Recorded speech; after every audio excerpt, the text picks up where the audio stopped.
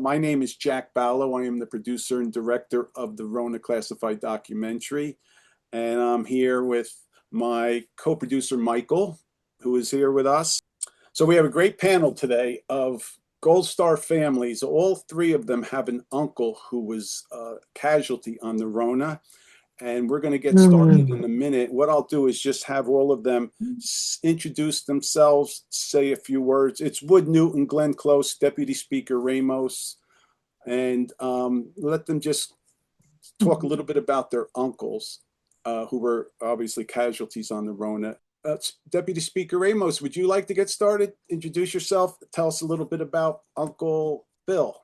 Sure. My name is Phil Ramos. I am the Deputy Speaker of New York State Assembly, and I'm so happy that we're able to come together and finally meet after all these years. I've read about the Rohna organization and what they've done. Are we going to speak about ourselves right now? Tell our story, or are we just doing a brief introduction? You know what? Let's just talk about your uncle for a minute. Okay. Tell us a little bit about your uncle, and then when I'm going to ask questions, we'll start getting into the other parts of things you probably want to bring up. Okay. All right. So we'll keep it short. In other words, yes. I live in New York. Was born in the Bronx, and growing up, I always heard stories from my grandparents about my uncle, who I am named after. His name was Philip R. Ramos as well. And I, as I was growing up, I was told that he was a soldier in World War II. He was, but my grandparents didn't have much to say about how it was that he was missing or died. But actually, what I was told is that he was missing, and my grandmother, up until her death, never knew what happened to him. And I know for a certain amount of time they said they were just thinking that my uncle was going to show up one day. And with holding on to that hope, they were given a little telegram saying he was missing, and that was it. That was it. As much as they tried, they were never told. I'm sure this is the same as many other families.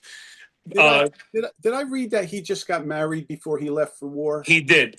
1 month before he married a woman named Alicia Pagan, and they got married in Connecticut. I was able to get those records.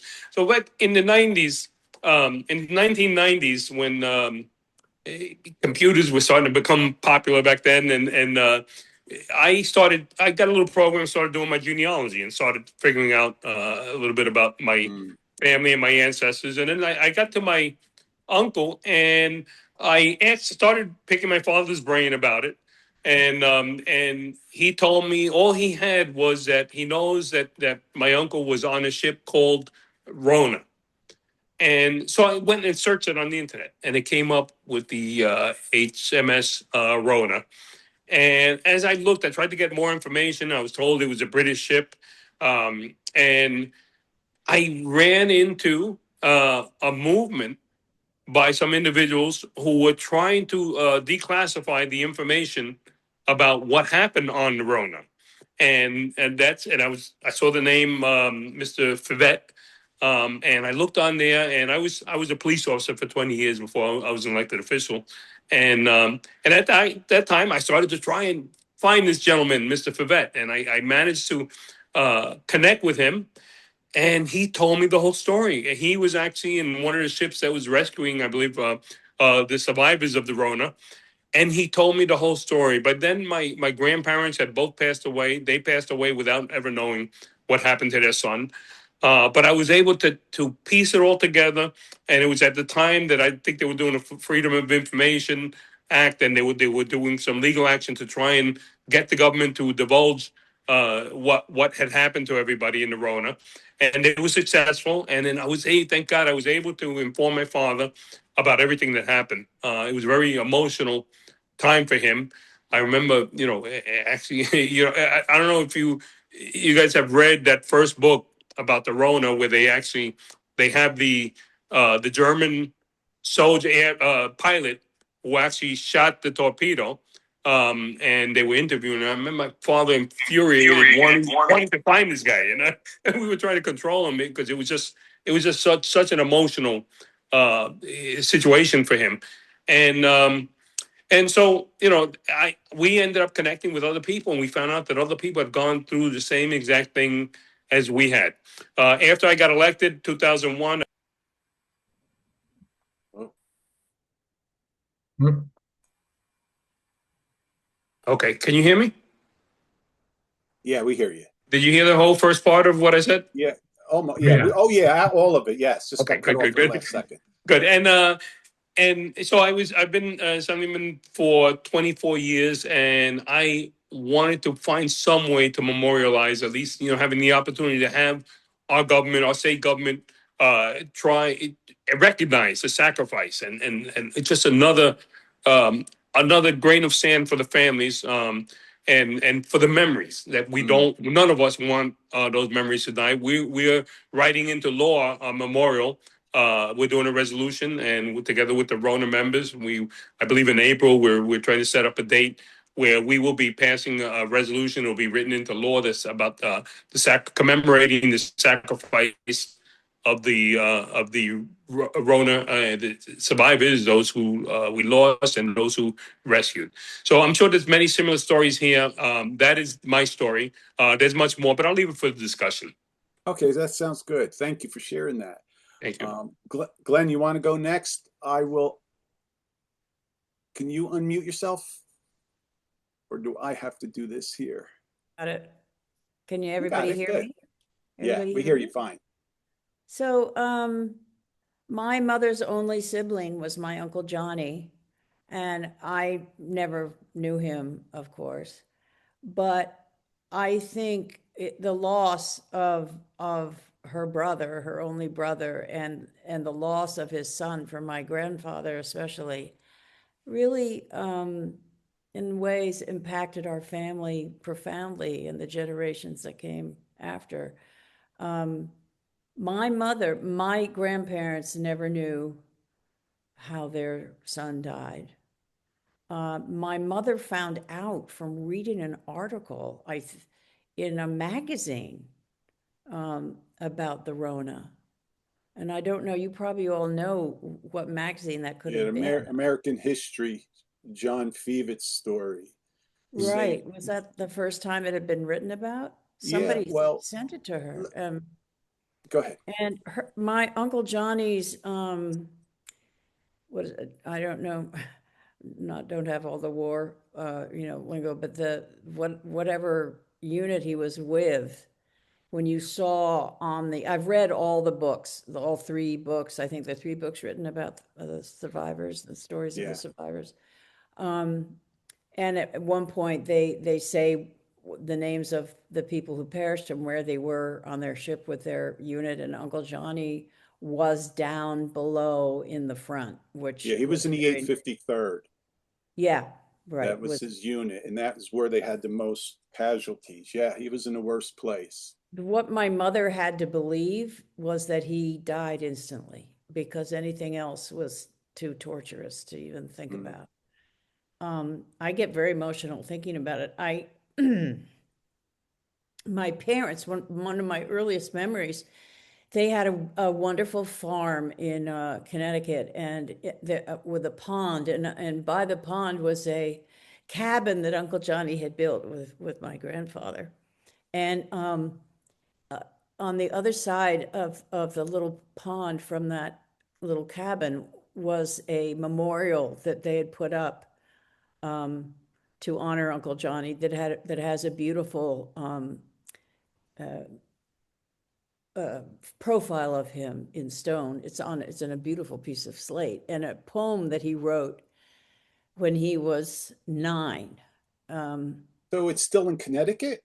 No, it is now on a beautiful property in Montana where our entire family live. And we picked a special place where he can look out over the valley. And I feel for our family that having his monument there has given us such deep roots, even though it wasn't, or our family came originally from Connecticut, but we're all, are out west now. But my mother, some of my earliest memories when I was hardly up to her knee was looking up and seeing her crying because Uncle Johnny, he was 23 when he died. My grandfather, my mother told me that my grandfather was very hard on him, that he wanted him to follow in his footsteps and all that kind of thing. And she thought that losing his son that way and not knowing how he died really affected my grandfather physically, because there was no way that he could apologize for how tough he had been on his son. Oh, is that right? Wow. Yeah, and when I think of what my mother's life would have been if she had had a brother, an older brother, what our life would have been if we had an uncle. I mean, the loss is when you don't even know, Yeah. because my mother thought that he'd be a writer or an actor, that he had he had an artistic soul. That's probably why my grandfather was hard on him, because my grandfather was an industrialist. He that was what he wanted his son to do. So I think it was kind of that dynamic. But when you think of every family that's been affected by that kind of loss, you don't even know the depth of the loss. You don't know how your life would be different if they had lived.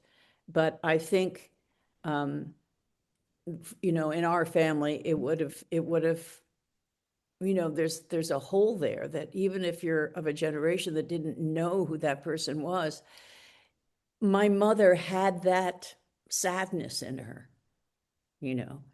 You're And I losing a think, brother like that she grew up with. yeah, she was so close to him. She just worshiped him, and he was so kind to her. And yeah, so it was a massive loss.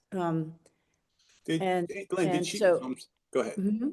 I was just going to say, did she talk about him much over the years? A lot of survivor or casualty families just kind of didn't bring their names up much, kind of too painful. Did she speak about him much? Not, I mean, not a lot, but when she always would say how much she loved him and how much he took care of her. She was his little sister. Yeah. And so, he was a huge, growing up, he was the major influence in her life. And I Sure. honestly think she would have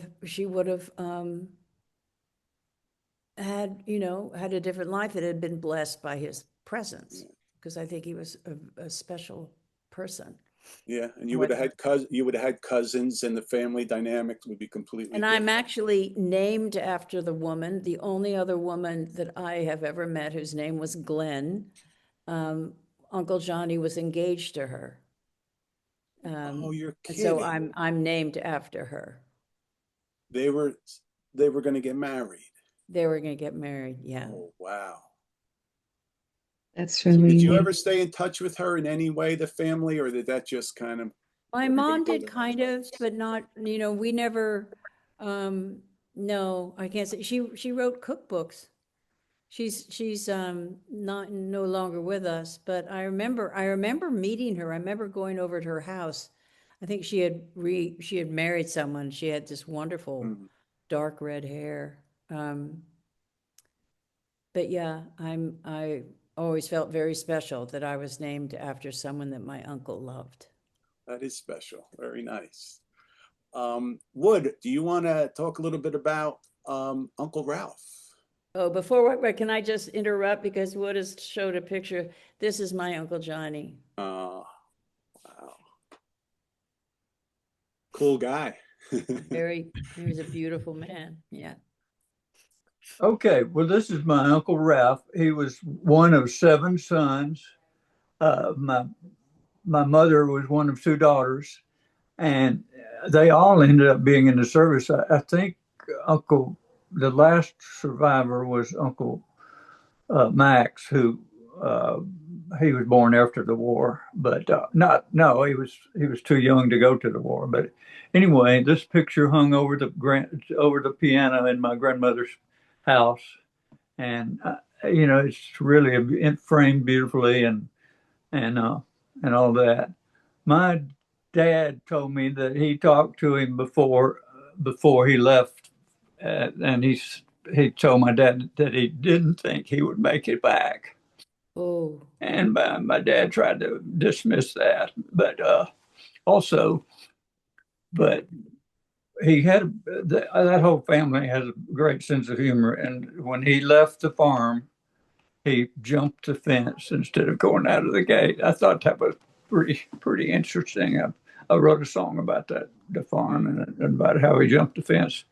But also, there was a sad thing was that because he was several of the uncles were out in California working in the building in the shipbuilding and whatever in San Diego, and they would people would spit on them if they weren't in uniform, and I thought how sad that was.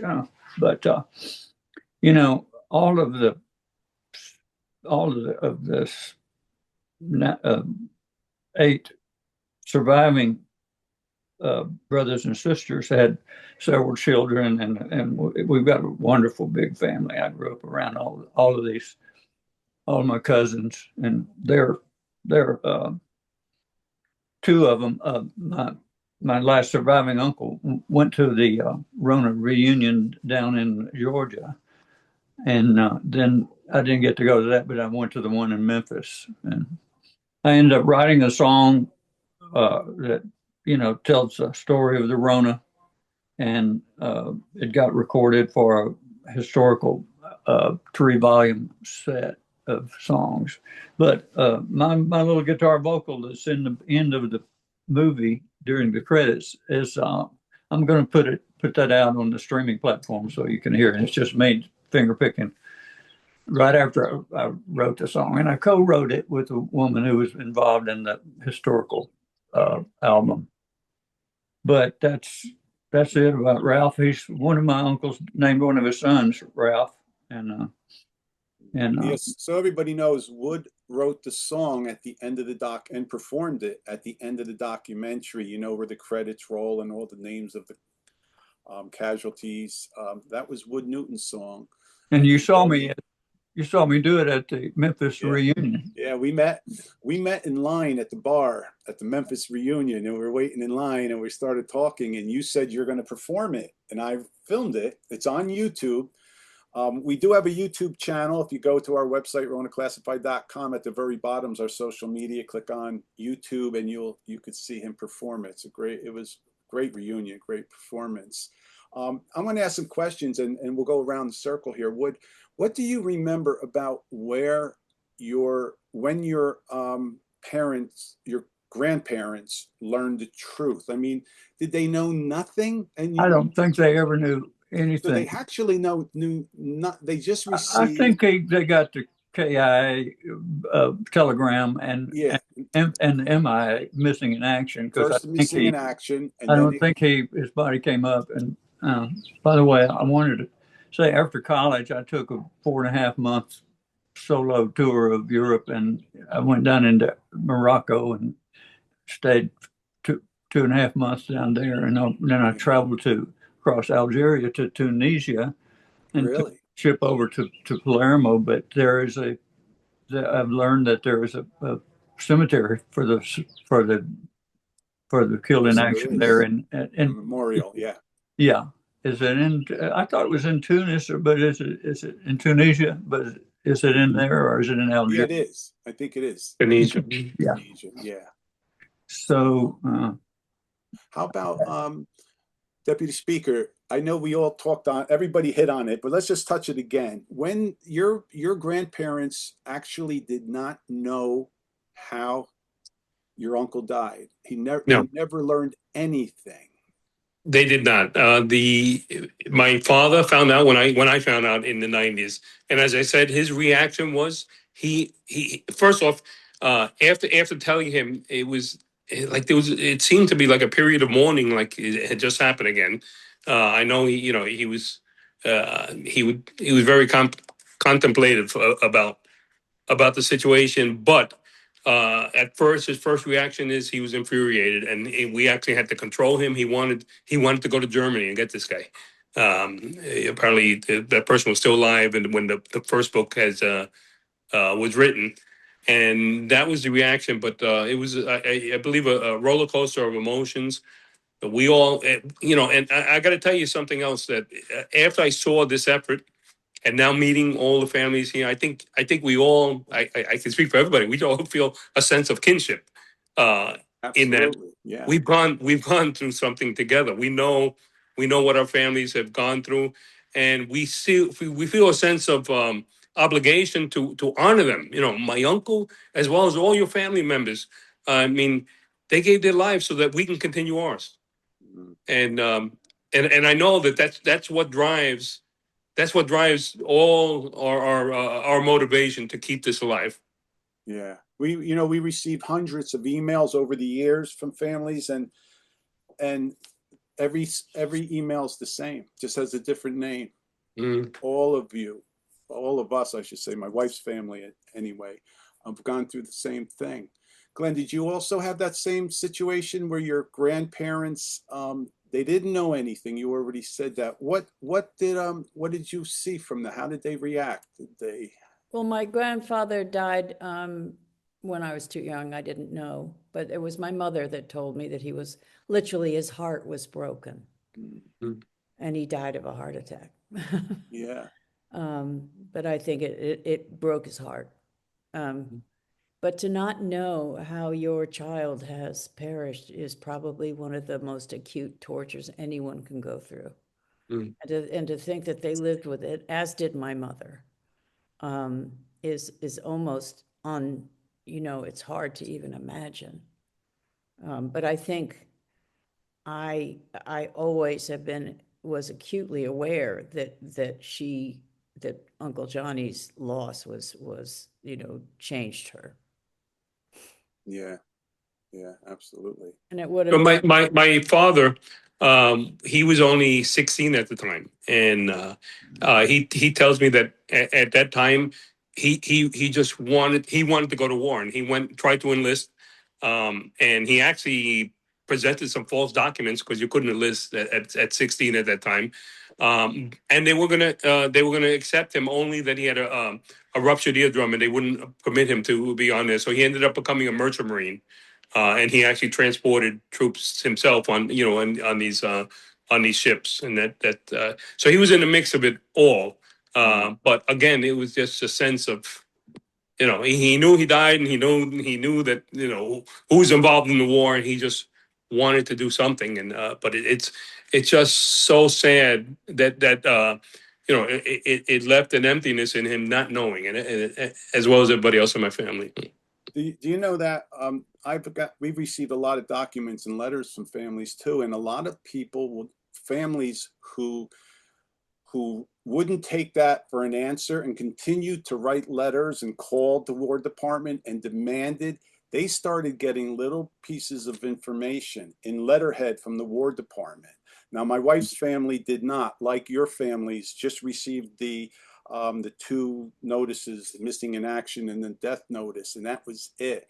But if you really pushed them, they would give you a little more. I found a document in the National Archives where one of the War Department officials said in a document that if they really push, we'll tell them this. And if they really need more information, we'll tell them this. Not that they lied, although they did a little bit of that, of course, but they really wanted to hold back from telling the families the truth. And from all of my research and learning everything about this, I am quite sure that because they didn't even tell your families this when the war was over, they didn't even tell you what happened. And that would have been because if you have 1,000 families and they start asking questions, and those questions lead to more questions, and you have so many people, they would have had to come clean on this much earlier, up front, and they didn't want that. there is one family did get a letter in January of 44. It was Lola Nelson. It was a wife of a casualty. And she must have given them so much trouble, basically writing letters, phone calls. I don't know what she did.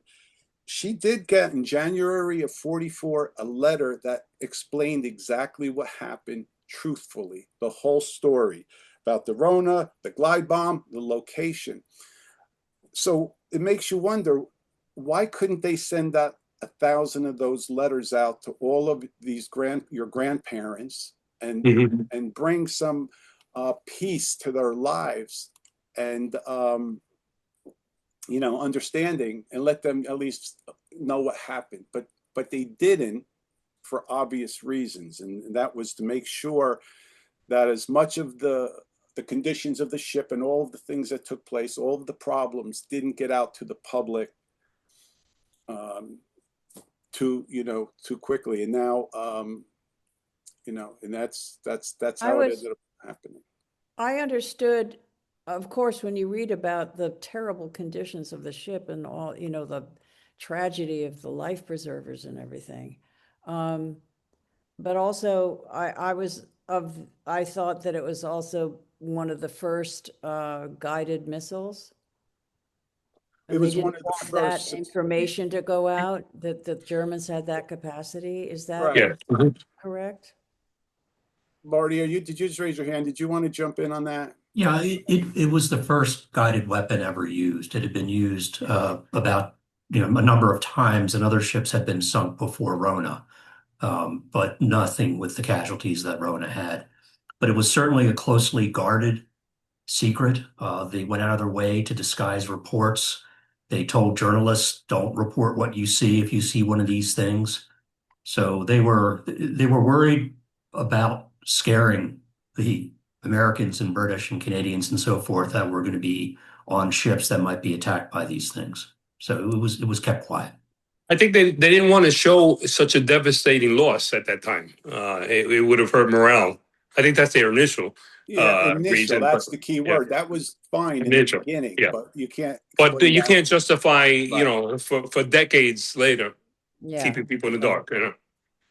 Hey, Michael, we're going to go to the chat now. We're going to let some people ask some questions to our guests here. Did you have anything you wanted to ask anybody before we move? Yeah, really strikes me because I started interviewing survivors back 25 years ago, and I accumulated about 35 survivors and next of kin also, and experts, and some of the men that were aboard the Pioneer that were saved lives.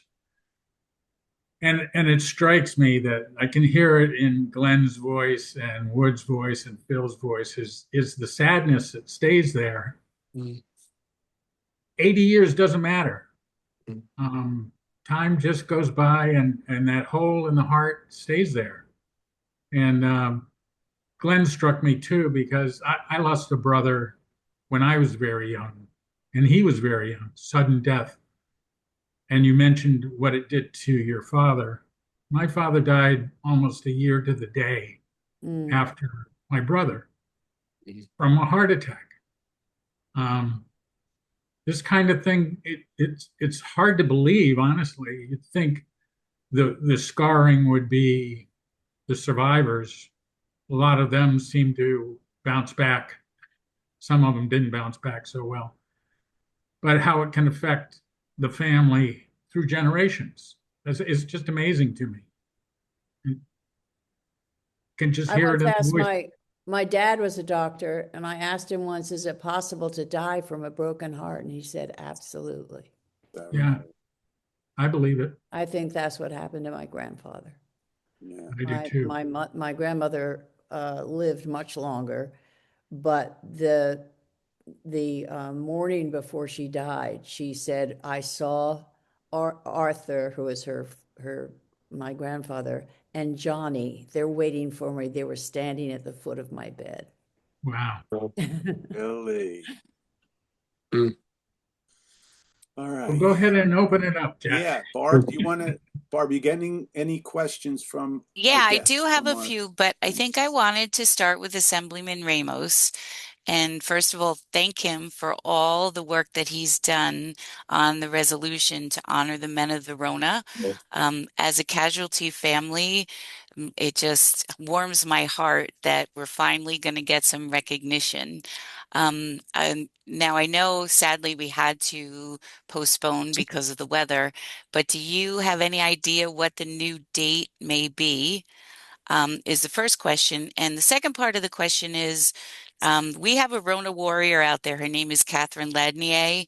She is a go-getter, and now she wants to piggyback from what you've done and try to reach out to other officials and to try to get more recognition because at the end of this process, our goal is to have everyone to know this story and for it to be in the history books and for our grandchildren and their children to know what happened to our loved ones.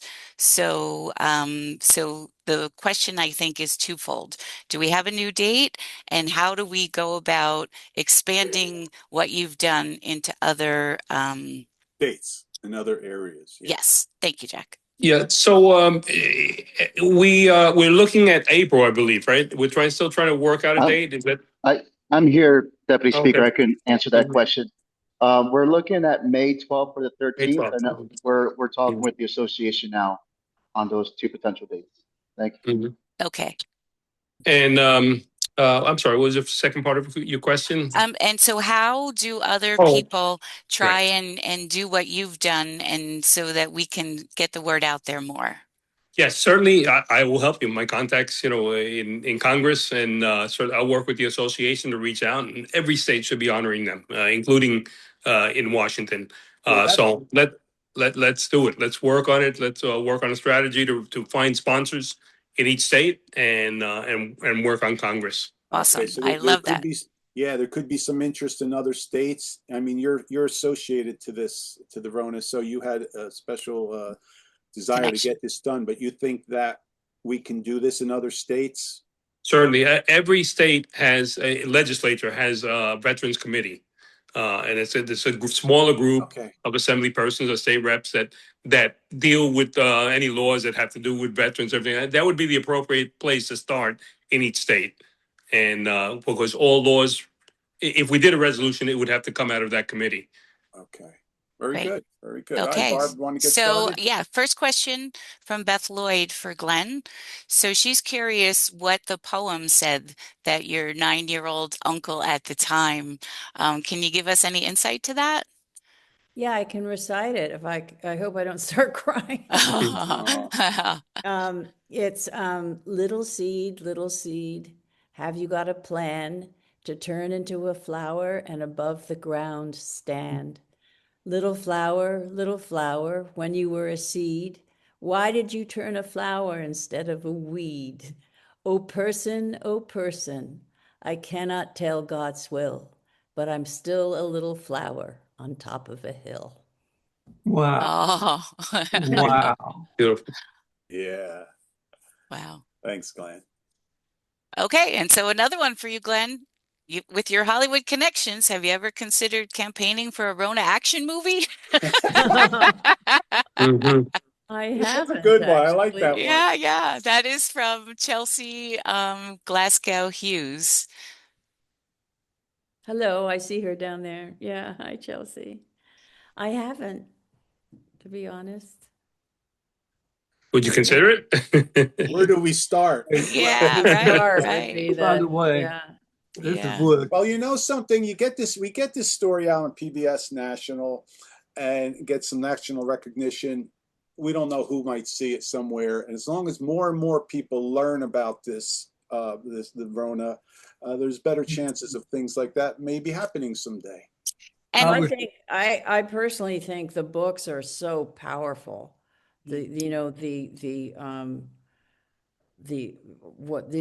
survivors, all the stories of the survivors and what they went through in the sea, It's Yeah, just, and it's that's all thanks to horrendous. Michael Walsh. Yeah. You're grateful to him for both the books and for all the interviews. He did all of those interviews that are in the film, and the film could not have been made without him. So we sincerely appreciate that, Thank you. Michael. Thank you. And so one last thing that I would like to say is one thing I would love to see happen is we know where the ship is located, right? And maybe with all of this new publicity and bringing this out, we could find some divers to go down there into the wreckage and just sort of see what's down there. And, you know, I've always wondered, I know someone said they were hoping that their uncle, oh, Glenn, I think you said that you hoped your uncle was killed on impact, right? And Yeah. I always say the same thing about my great uncle because I feel like he probably couldn't swim. So I hope he never had to just go through what he did in the water. And I think maybe we could really learn a lot if we could find someone to dive down there and to find the ship. So Jack has been trying to do that with all these different shows. And who knows, maybe someone at some point is going to pay attention to it. So That's a anyway, wonderful idea. Wonderful idea. I hope that we can keep that going, that idea going, and we see it to fruition.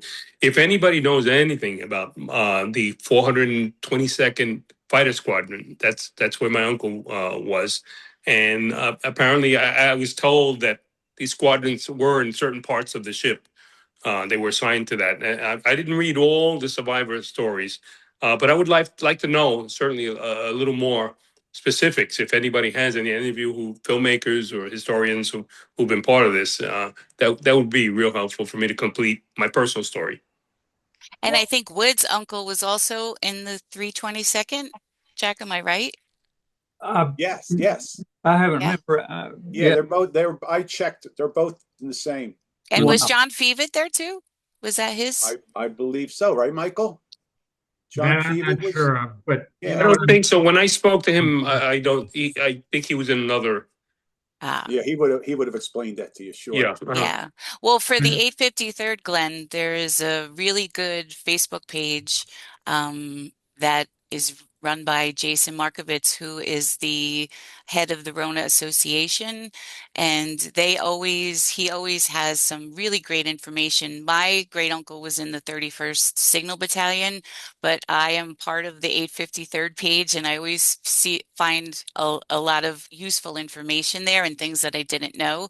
So you may want to sort of sign up for that, or anyone else who had a relative in the 853rd. How do you sign up for it? I can send you the link to it. It's a link, okay. Yeah. I see a lot of nice names here. I see Feevit for one thing. They're here. And Ellen Weber is dying to say something. Oh, Ellen Weber, her father was in the 320. Yeah, my father was also in the 322nd. Yeah, was it? Now he was a survivor, and he ended up in China as a radio operator on a Flying Tigers airfield. Oof. Wow. I tried for years to try and find a survivor who knew my uncle, but I was unsuccessful. I wasn't able to connect with anybody. Yeah. And I'm I- sorry, I'm my father's been gone for 9 years now. Mm. Hey, Barbara, small talk. This is all good. We can keep doing this. Do you have any more questions, or we didn't get many? I have a few just comments and stuff. So let's start. So Casey Doctorman is saying he wants to add to the discussion. The good thing that came from the media blackout was the German high command considered the attack a failure and began to cease such operations. Otherwise, such missions would have continued. So I think there's a little bit to say, Jack, about the fact that even though the Rona was such a tragedy, it probably saved a lot of other lives between the jamming systems that were put in place afterwards, and the fact that they did consider the attack a failure in some respects. Marty, you want to add to that? Yeah, I mean, the attacks certainly continued and actually were far more intense at Anzio than they were earlier. There were 118 missions, 500 weapons launched, about 18 ships sunk, and another half a dozen badly damaged. And a lot of that happened after Rona. Rona was one of the earlier attacks. But the Allies did develop jammers because of the ships that were around Rona that collected the signals. And after that, the effectiveness of the weapons diminished considerably. So there is something good that did come out of it. But just so you know, the total casualties, 2,181, half on one ship, Rona. Yeah. Hmm. Marty, by the way, you might recognize him. He's in the documentary. He's been a big support helper with me and our research and telling the story. So. And if you ever have a question, ask Marty because Yeah. he knows the answer. Yeah, that is true. Well, Yes. first I want to.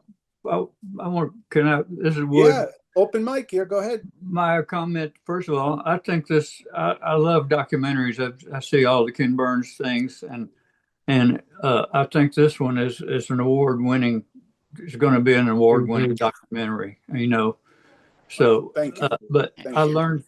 learned some things. I mean, I did talk actually that Fivet book, and I believe I had a conversation with him on the phone. And you know, the ones that made it to the water, some of them died because they had life belts on, and if they had a pack on, it would cause them to turn upside down. And you know, so a lot of the deaths were long and hard, and you know, out in those choppy waves and all that stuff. So you know, they were really issued the wrong type of survival gear as one of many mistakes, along with the lifeboats that could not be freed. You know, so Someone that's is all. asking about Purple Heart. I know that we have a Purple Heart for Uncle Johnny. Did everyone's family get Purple Hearts? Yeah, Not everyone, but some of them got them very easily, and some had to work at it. well, you know what we found out? Barb and I went to the Purple Heart Hall of Honor or something right here in upstate New York where we live. And you have to be, Barb, why don't you explain it? Because I know the deputy speaker said no. Wood, did you get a Purple Heart? Yes, I'm looking for the picture. Oh, yeah, it's in the picture. I've got a picture. Yeah. Yeah, so basically there is no master list of everyone who received a Purple Heart in World War II. So my great uncle apparently got one, but it went to his wife, who he was newly married also at the time. So my family never knew, never saw anything about it. When we went to the museum, there is a form that they really want you to fill out if you have a Purple Heart, so that they can acknowledge you and so that they can, you know, they're trying to sort of recreate these lists that that tell you exactly who has a Purple Heart. So we can also send the link out for that, and it'd be really great if you haven't done so yet to send this back to them because they're really hungry for the information. And if you're ever in the area in upstate New York, it's really just a very beautiful museum, and they have, like I said, the names of the people that they do have are included in there, and it's definitely a place to check out. Here's a picture of Ralph with his Purple Heart laying on the photo. Yeah. Yeah. Okay, so Sandra Bystrom, it looks like, is her dad or her was also in the 322nd. I feel like we need a 322nd group after this call. Yeah. And her dad also received a Purple Heart. Well, we have, is that it with questions, Barb? Yeah, so Okay, far. because I wanted to tell everybody about a very special guest that was going to join us in a minute. There is, if you don't know this, there is one living survivor. His name is Bob Firstman, and he's going to be 103 years old on Sunday. 103, and he is going to join us. There he is. Hey, Rick, would you unmute him? Hello, everybody. Ah. Wow, you're Bob, looking how good. are you? Yeah. Look at you, man. Wow. We haven't talked in a while. And the birthday is when? Sunday. Wow. Well, I happen to have my guitar here, if y'all want to help me sing. Yes. Let's Okay, do you it. ready? Wait. Hold on, Wood. Hold on, Wood. We have to unmute everybody. Yep. We're going to unmute everyone, and we're going to sing "Happy Birthday" Oh, okay. to Bob Firstman. Okay, so I'm ready. I don't know if you can. Can you guys? I don't know if they're allowing you to unmute, or I have to do something here. Hold on 1 second. Ask all to unmute. I'm going to hit something now. You should all be able to unmute. Can you? You know how to. On the bottom left, hit the audio. Good. You're unmuting now. Everybody's unmuting. Hear him? I think we're good. Wood, when you're ready, we'll get started. Bob, happy birthday. Happy birthday Birthday to to you. you. Happy birthday to you. Happy Happy birthday, birthday, dear dear. Happy Happy Birthday birthday to to you. And many you. more. It's the thought that counts. I don't think we're ready for prime time yet. That was terrible. Yeah, no Tony there. All right, there's your Or cake, Grammy, huh? I guess. I'm sorry. Awesome. Oh, look at the cake. Oh, that's wonderful. Wait, I can't see it. Is he on speaker view, Jack? Because I can't see Bob. Well, I think that you put that on yourself. I do. I have it on speaker view, but And he's I not don't coming up. show him as a speaker. Yeah, he's not. Oh, yeah. showing. Hey, Rick, why don't you speak for a minute? Rick, Yeah, well, get, if everybody there you go. There he is. Okay, Yeah. thank you. Hey, Rick, keep talking. Amazing. quiet so he can be heard. Okay. Go ahead. You ready to be heard You. Yes. tonight? How does it feel to celebrate the Rona? Oh, it's really interesting, but I'm fighting the engine. So by the time the next one rolls around, I think you'll sing a different song. And we'll go ahead. Yeah. So Dad is very pleased and grateful for the acknowledgement. He's been very happy with the recognition of the Rona of the last few years, thanks to Jack and everybody involved in the association, Michael, and looking forward to we're looking forward to representing him in Albany as soon as he can do it. Yeah, I wanted to say, Rick, I meant to have the speaker speak before we sang happy birthday, but let's have speaker. Would you say, if you want to say any words? Now, the speaker Certainly. from the New York, think, just so everybody knows, Bob Freeman is from New York originally. Speaker is a New York assemblyman. Mr. Freeman, first of all, on behalf of everybody here and on behalf of my state and our country, I just want to thank you for your service. Okay. And, you know, I can't help but get emotional and just see you there as part of the group, the brave men that went through this terrible event. It's a testament. You guys are all heroes, and I'm a little emotional, so I can't really speak right now. But I want to thank you. That's I think the main thing I have to say is just thank you. Very unusual to find a group that is so interested in the life of some, what's the word? In the life of a good Organization. Organization. And thanks again. Thank you.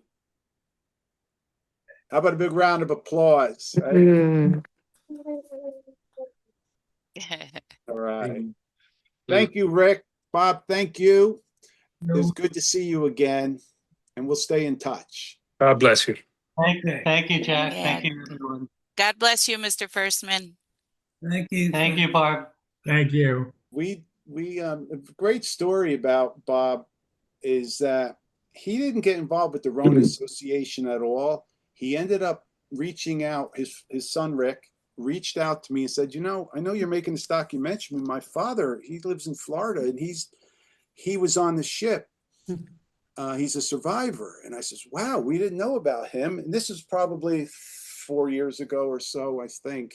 And he said that, I said, well, let's get on, let's talk. So we put a Zoom, we did a Zoom interview, me and Bob, and and we talk on Zoom. It's on our YouTube page if you want to see it. But what was interesting was, so then I get in hold of the newspapers down there, and I get the press involved, and the press comes and does this wonderful story about Bob. And what happens, Rick? You want to take up from there? Then we find out there's another survivor in the same building. The Palm Beach Post did a wonderful article. We dug out Dad's old uniform, and he put it on, and they did a great story. It was in the Palm Beach Post, I guess maybe 5 years ago. And somehow we heard from somebody in New Jersey whose grandfather, I think, was on the Rona. And turns out that this gentleman lived 10 minutes away in Florida, and then later moved into the same place living. So basically, 2 of the last 3 survivors were living in the same building, And they've never met each and they had never met. Yeah. Wow. So I sent the newspaper people back, and they did a story about the 2 of them. If you could just Google search Robert Firstman and Rohna, and you'll see all those stories about the 2 survivors. Yeah, just great. It was just great the way it all came together. And you have his story on the website, I believe. Also, what he wrote.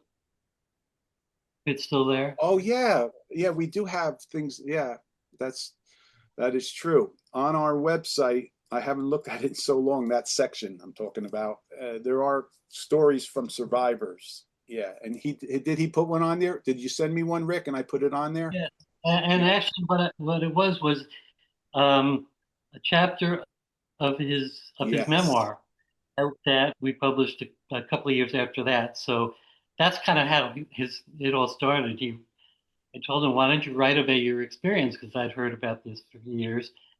And he wrote all about the Rona, the whole experience of being in the water, jumping in the water, surviving by grabbing onto an oil drum, swimming in the Mediterranean until the Pioneer came, and he finally gets to the Pioneer. He's climbing the ladder, keeps falling back with the wave. Finally gets to the top. He doesn't think he's going to make it, and then he sees above the deck a hand comes out that he grabs, and what did you call it? It was the hand of God pulling him above. And he went on to keep writing with my encouragement, and then had a full. Of course, I read it, and it was sent back. Okay, whatever that was. All right. Hey, I want to say one last thank you to Glenn for taking the time to be on this, and your beautiful uncle's beautiful poem. Yes. I believe I could put some music to that if you need. Right. I'll send it to you. That's a good idea. All right, I think, Barb, all the questions are answered. We're right at an hour, perfect time. This meeting stayed interesting. And may I make one last comment? Yeah, of course. Barb, I can say that you're a type person who shoots for the stars, and I mean, you just got the gears working in my brain.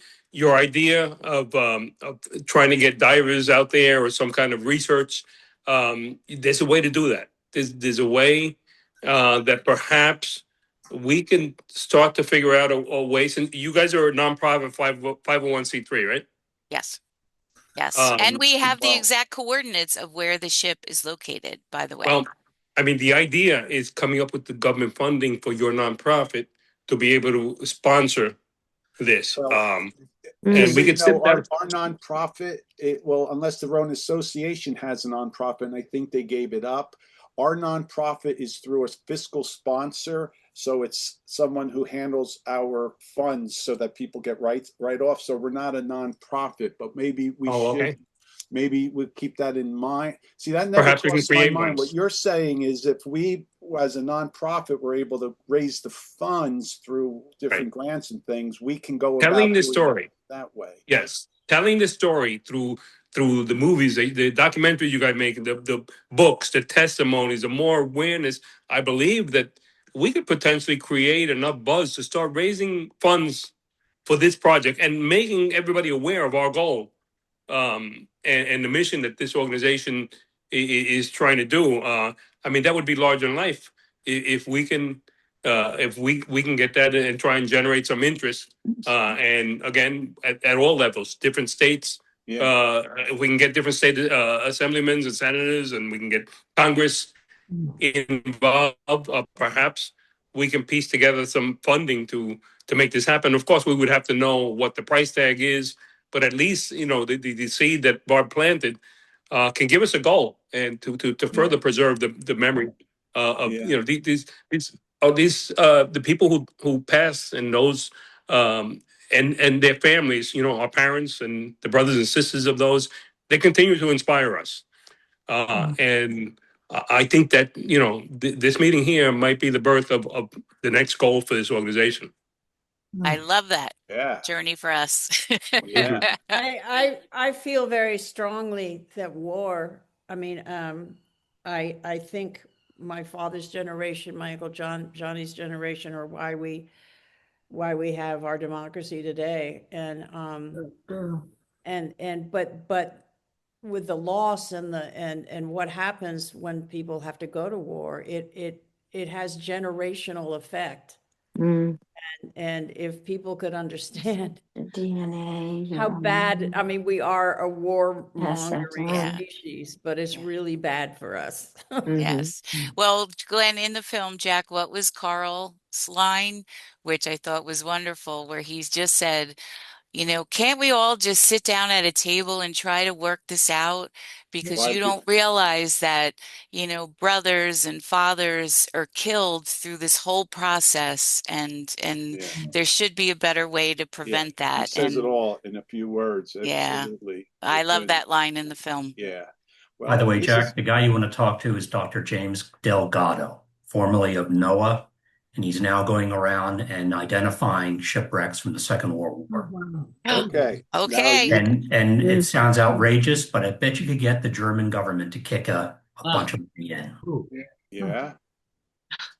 Well, you have wonderful ideas. We should at some point form a committee to start talking about what the first steps should be. Just on that particular subject instead, because there's so much Rona stuff going on with association, with the film, with the events, with the reunions, with the screenings. If we just got together and we started thinking about how we can do that. And Marty, you have a connection, you're saying? You actually know this person or no? Well, I've met him a few times, he and Bob Ballard both, but I would go through Sam Cox at the Navy History Organization. Yeah. Because he feels horrible about what happened and how it was treated. He's a former admiral that runs Navy history for the Navy, part of the government. He wanted to get Pioneer a presidential unit citation. I remember. So he may pick this up. Will you talk to Sam and see? And then you could give me some feedback, and we see anything moving, we'll get a group together. If anybody else has any ideas and wants to get together and talk about it, we'll just send Barbara, Rohna Classified at Gmail. We'll get it. We'll share it with the association. We'll put people together and we'll try to Right. And just so you all know, Jack has reached out every time something comes up on the History Channel. They did like dives and he, he's been relentless on all of that. So if we could just find a few connections to get our foot in the door, I mean, I can't see, some of these dives involved a lot less than the loss that was faced through the Rona. So it would really just, I think, be meaningful to every casualty family, speaking for myself. Make this whole thing, wouldn't it just it'd be so real if I could just see something in that ship, just see camera down there filming it, because I would hope to see that someday, and we'll all keep that in mind. And you know how to reach us. Anne Good, Jack just said, mention this idea about searching for the rec when we have screenings in the UK. There may be interest too. So Anne Good is our UK researcher who has also been very instrumental in the film, and just a little shout out for her. We're going to do Anne and I and a few British experts, I guess you could say, or Rona families. They have a whole story of their own. It's quite interesting, and Anne has been on me through this whole film to make sure we got everything right. But there's so much more in this British side. So we're going to have it open to the public, just like this. We're going to do a Q&A discussion, and we're going to have some British experts. Maybe Marty will join us. All of you are welcome, and it'll go out in the newsletter. And Anne is going to be putting a panel together. So you're going to learn a lot. So When that's is that coming up happening? at the end of March, Oh. and we will let everybody know. Correct. Shall we leave with that? Any last statements? We're good, right?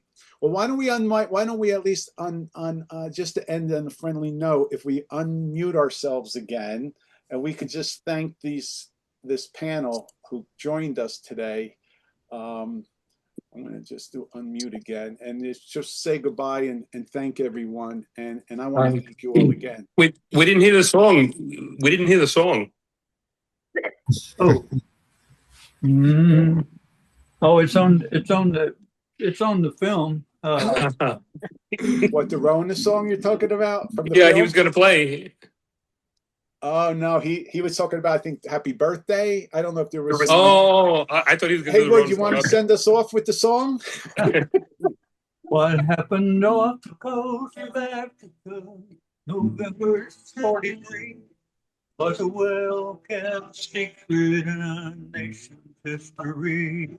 1,015 of our men died on that day when the HMT Rohna went to a watery grave.